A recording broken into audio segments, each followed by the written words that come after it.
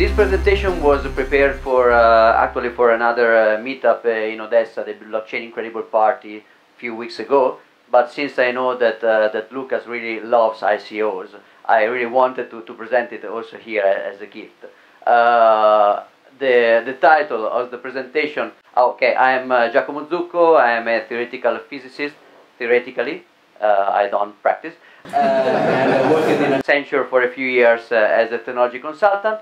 And then I participated to some in 2013.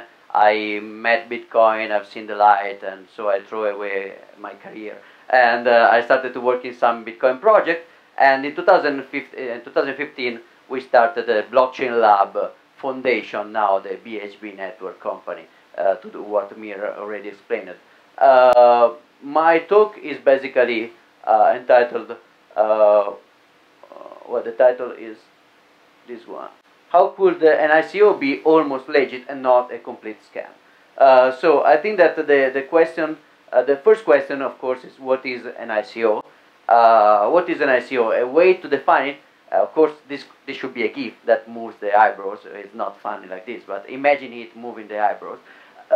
Basically, it's a public sale of a usually blockchain-based digital token in order to fund a usually blockchain-related project. That's a very loose definition, but it's starting to, probably this part is starting to fall apart a little bit. Last week I received, I think, 17 different messages from friends and colleagues. They want to do an ICO for Chinese restaurants, bicycle factories, newspapers. So this part, I think it's gone. But this is still holding up a little bit. So the second question is every single ICO in existence right now just a scam? And you can see the typical image of a scam here.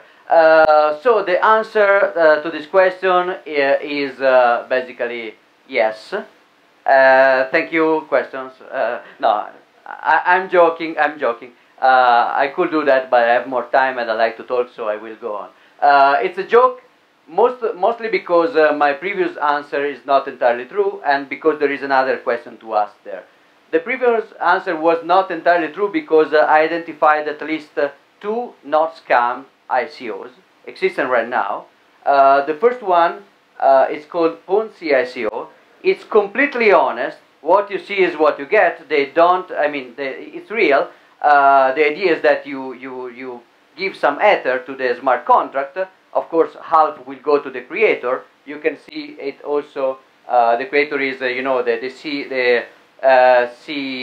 CEIO is John Cincinnati, but there is also principal architect John Cincinnati, also keeper of the flame John Cincinnati. A very big team, and as you can see, oh, there is also a white paper. Please read it. It's one of the best white paper around. Really, it's really, and it's true. Every word is true. And also the code is wonderful. Like it's a very neat Ethereum Solidity smart contract, and it's well documented. Like the logic for a small fee for the creator of this contract, minuscule in the grand scheme of things. This is where the magic is withdrawn. For user with balance, can only be used to withdraw full balance. What's better than withdrawing? Reinvesting profits. And there is also a accredited investor fund modifier. So if you don't own enough Ether, you cannot invest. So it's fully SEC compliant, I guess. So there is also another, oh, please, invest in Ponzi ICO. I know that I'm not supposed to tell it, sorry, Lucas, but I have 0.7 Ether stuck there. So if you invest, I can take out something. So thank you, please invest. Not all the amount, but something. So there is another example of an ICO which is not a scam. This is a useless Ethereum token. Actually, the purpose of the project is fully achieved. They really created a useless Ethereum token. It's really useless. It's based on Ethereum, and it's a token. Mission accomplished. The site is very nice. You should take a look. And so, well, all the FAQ are very, very funny. And the nice thing is that this stuff is trading, is really trading. People is pouring money into this, and there is a market for this. For example, hit BTC. There is an order book. People is trading this stuff. There is value in it, but it's it's honest, not like all the other ICOs. So so it's not true that every ICO is a scam. There are two counterexamples so far. But another question would be, should every ICO be just a scam? And in this case, my answer is no. I think there could be something there, something that could actually become serious in the future, in the next years, decades, no, maybe years. So I think that in order for an ICO not to be a scam, you should be able to answer yes to these three questions, to all of these questions. Are they going to realize the project? If the answer is no, then it's a scam. But even if they realize it, does the token give some theoretical right connected to the project? If the answer is no, then it's a scam, even if they realize the project, because you have nothing in your hand, except in the case in which the project is a useless Ethereum token. Will those rights be somehow enforced? Because even if the token represents a share in the project, if it's not enforced and not realistically enforced, it actually represents nothing. First question: are they going to realize the project? There are three scenarios here. The most common and the most probable scenario is no, because the project doesn't make any sense. This covers, I think, 95% of the ICO out there right now. But there is a 5% where you can find other kind of answers, like no, because the project makes sense, but they will spend all the money partying hard in Ibiza. This is actually, I would say it's covered the other 4%. Then finally you have no, because the project makes sense and they will try hard, but their ambition is greater than their skills. Not just because they are not skilled. Maybe they are skilled, but the incentives of the project are not structured in a way that it could attract more skills from outside. I mean, maybe it's just too much ambitious. I would say that, for example, Ethereum could stand between here and here, probably, but not here. I don't think they are parting with the money of the foundation, I guess. In a very, very, very small part of the projects, you actually get a yes. Some people will realize something with this ICO. It's money going to people. People could be maybe smart enough to create a project that does make sense. They will spend actually the money on the project, and they will be skilled enough to deliver a functioning, working product, platform, whatever. But even if this is the case, you still have the second question. Does the token give some theoretical right connected to the project? Even here you have many scenarios. The most likely is no. If you read, for example, EOS, is this recorded? Or sorry. Oh no. I mean, I will name a fantasy ICO called EOS.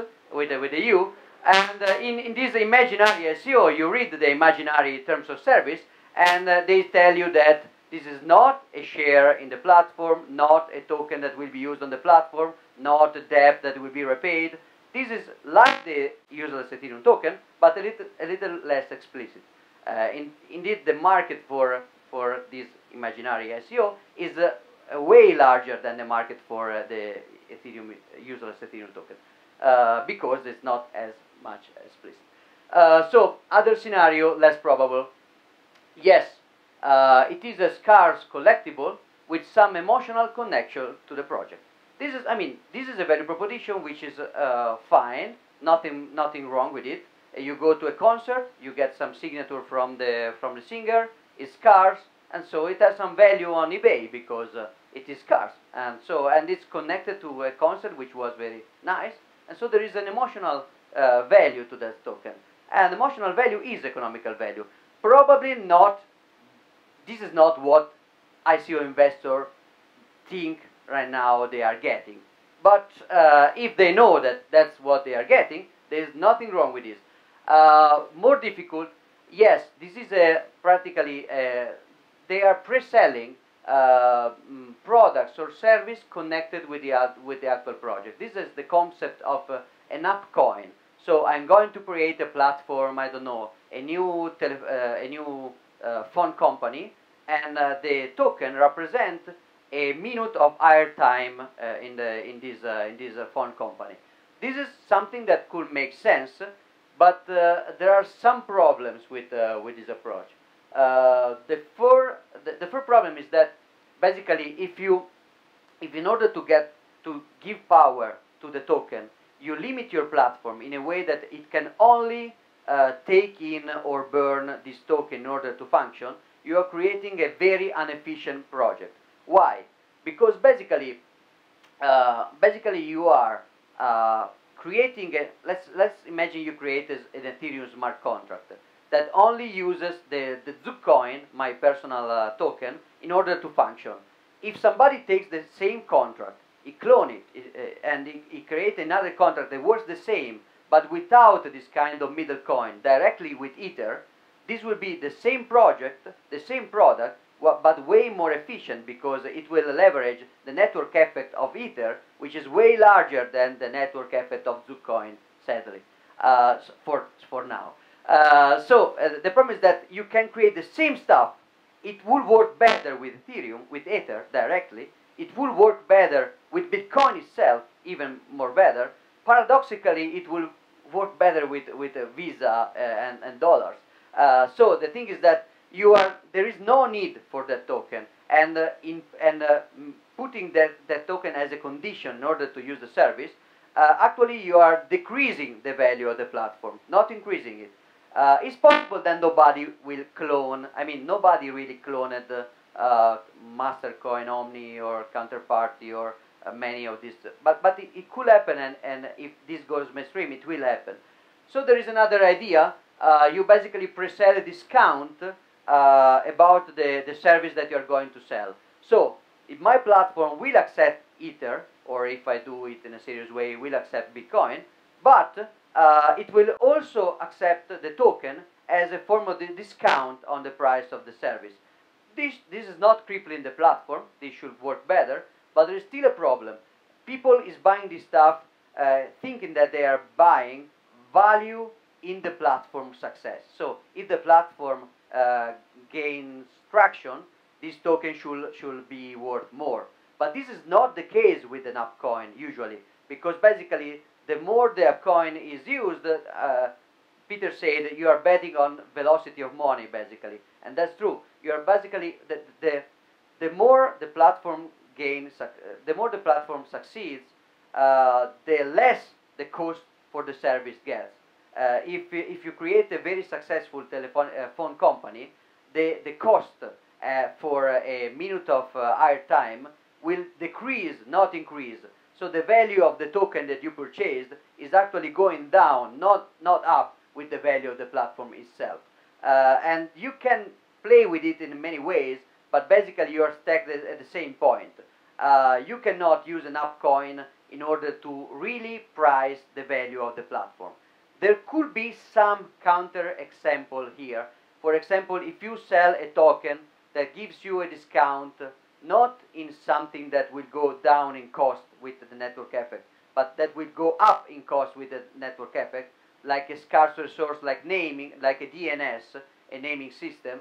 In that case, probably, if the platform, if the World Wide Web succeed, and it did succeed, then the cost for a domain like pizza.com actually went up. So if you are selling namespaces, for example, the cost of that could go up with the price, but many platforms are not doing this. So possible but difficult. So if the AppCoin concept doesn't work, or it does work but not in the way that investors think it's going to work, so it's not really representing the price of the platform, we are stuck with probably the third option, which is specific sharing voting rights related to the project activity, what I would call crypto share. Of course, share is a strong word. There could be crypto royalties, maybe not share of profits, but maybe share of revenues. So there could be a lot of different models here, or voting rights. This is more interesting because a share of the profits of a project, or of the revenues of a project, or of the voting rights on a project, the value of that should go up when the project gets more traction and gets successful. So this could work, but you have another problem here. The problem is basically, these are examples. I will not just revenue sharing, profit sharing, conditional loan, etc., or a promise of a buyback that could also be a burn. There are a lot of options.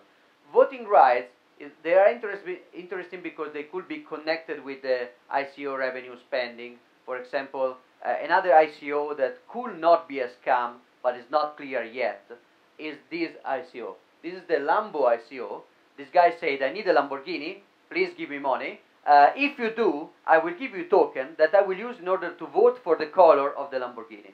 So if this guy gets enough money and he buys the Lamborghini and he respects the vote of the token owners, this will not be a scam. This will be a legit ICO.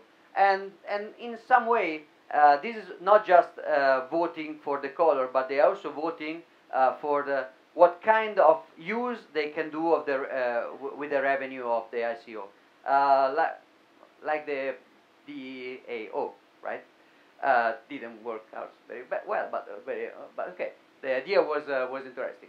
So even if we get to this point, and I would say that very few ICO are going to get to this point in the next months, you still have one problem. Will those rights be somehow enforced in an adversarial scenario? If things goes wrong, if something happens, do investors have any guarantee that these things will happen without just hoping in the good heart of the ICO guys? Well, here you have few scenarios.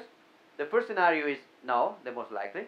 The second scenario is yes, but through a legal framework and through lawyers.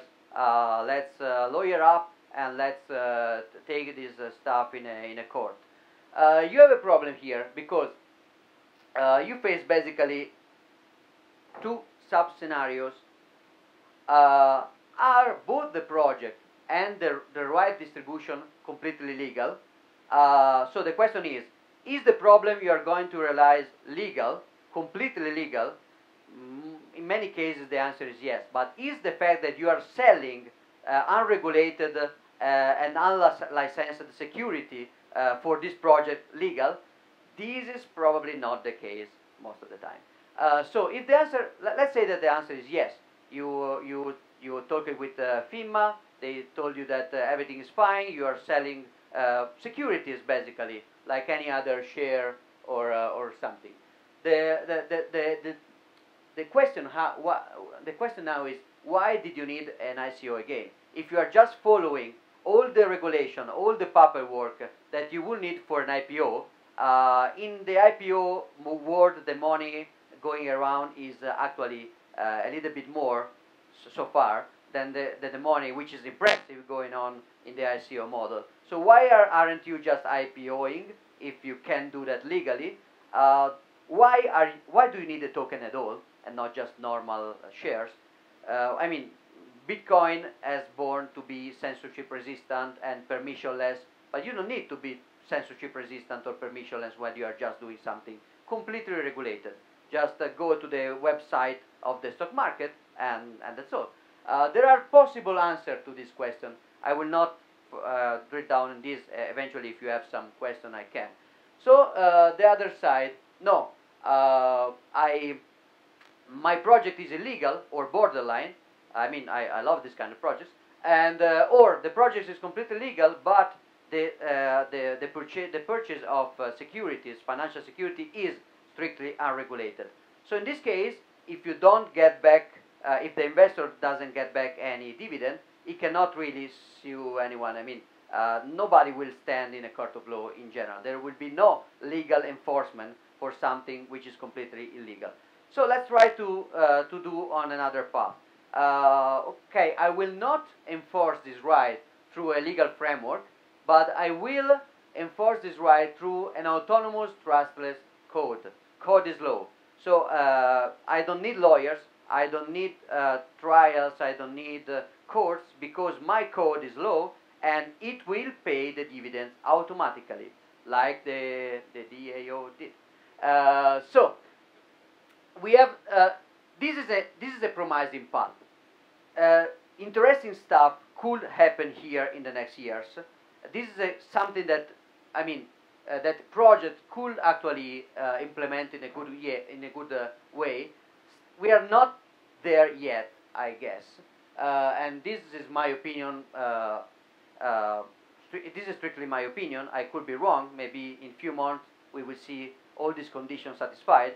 But I think that in order to have a strong code is low guarantee, you need at least this stuff. The first thing that you need is that there must be here, the underlying platform in which you are issuing the token must have guarantees to be here in the next question mark years. Let's say 5, 10 years. Usually the return of investment is measured in this kind of distances. And do you, people in this room, have a strong guarantee that the Ethereum platform will be here in 10 years? I would be extremely surprised if the Ethereum platform was going to survive so long. It's not really broadcasted, right? Only registered. Anyway, let's assume that Ethereum, that is just collecting all these tokens, will survive to the proof of stake, to the next 25 hard forks, to the political concentration in the person of Vitalik Buterin, to the Ice Age, to everything. It will survive. It must be reasonably immutable, because if it's not, then again we cannot guarantee that code is low, because when the biggest ICO will actually break the rules of the SEC will make a call to Vitalik and will ask to revert the states of the blockchain. And he will do that because he already did that, and he can do that, and he must do that. Even if Ethereum magically became, this applies for BitShares, for any other kind of platform, also any kind of platform so far, must be reasonably secure. If the creator of the language Solidity cannot create a solid multi-sig wallet, probably Solidity is not the best way to create a secure smart contract. Probably, just guessing.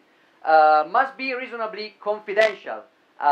If you are going to issue and to trade illegal financial security, probably you don't want your platform to be account-based and lacking any kind of privacy at all, like, for example, Ethereum. You probably want a platform that can guarantee some level of confidentiality and of privacy. Also, it must be reasonably scalable. This is a problem not just for Ethereum. This is a problem for many blockchain platforms, even for the serious one. But it is going to be solved, is going to be mitigated soon. Lightning Network is coming, and another interesting idea that Peter is working on is coming. So we are hopeful. We hope that this can be mitigated somehow. So we are back basically. We are back to the there could be some hybrid mechanism. Maybe you can have something which is regulated by some offshore exotic country, and that some code guarantees, and these two kind of guarantees can somehow interact in a hybrid way, and in this way you could give some guarantee to the investor. Not impossible. Probably we still have to see a lot of experiment in order to get there. So I'm very sorry, Lucas, but tonight I'm presenting my pre-ICO. So for all the people that is going to send the Bitcoin to this address, at least 0.001, when we will create a Bitcoin-based, confidential, scalable, secure protocol that can trade any kind of asset, I don't know when, I will give back 50 tokens sentimentally connected with this presentation. I will guarantee for the scarcity of the token, and I will guarantee that you will really think about me when you will see the token in your Bitcoin wallet. So thank you very much, and if you have any question, I'm here, and I broke it probably. Okay, thank you.